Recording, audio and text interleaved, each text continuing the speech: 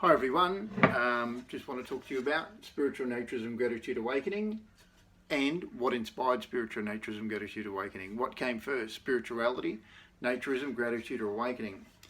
Well, there's a whole series of events, so it needs a whole series of videos, I think, to tell the stories of the inspiration from way back then. Some of these stories go right back to pretty much birth.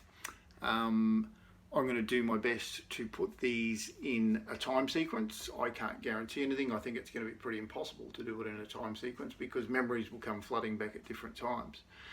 In tonight's video, I would just like to start with spirituality and how I got engaged in that line.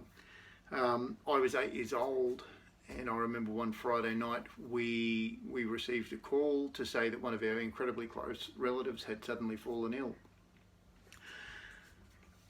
Even though I was 8 years old, I knew pretty well that this person more than likely was not going to pull through.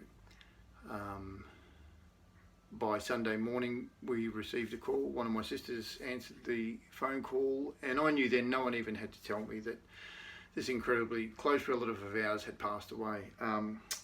No one was telling me that information at the present time because I had to be gotten ready for an event, which I was taken to the event. Later on, one of my cousins picked me up and brought me back to the family home, and all my relatives were there with mum and dad.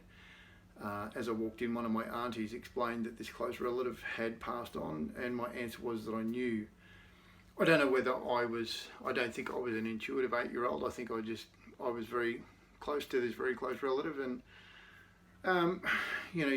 they say that these things you can feel. This very close relative that passed away had very distinct characteristics, which I'm not going to go into. I'm not going to go into all the details because that's not important. What is important is the fact that over the years, I felt this person's presence, and I experienced this person's presence, and I heard this person's presence through their very distinct characteristics that they had when they were alive. So much so that even 20 plus years later, we had another relative staying at our first house that my wife and I had. And the next morning, this girl asked me a question, and I knew that she'd had a visitation. From what she explained, I knew that she'd had a visitation from this other close relative of mine that I'd lost, 20 years plus earlier. Throughout my life, I now realise that I've had a lot of these experiences, not just with that particular close relative, but definitely receiving messages from the universe and Mother Nature in all different forms, whether it be dreaming, and I'm sure that we all do in one way or other. We receive some sort of messages. It's just good if we're awake to receive the messages. I mean awake as in realising what they are.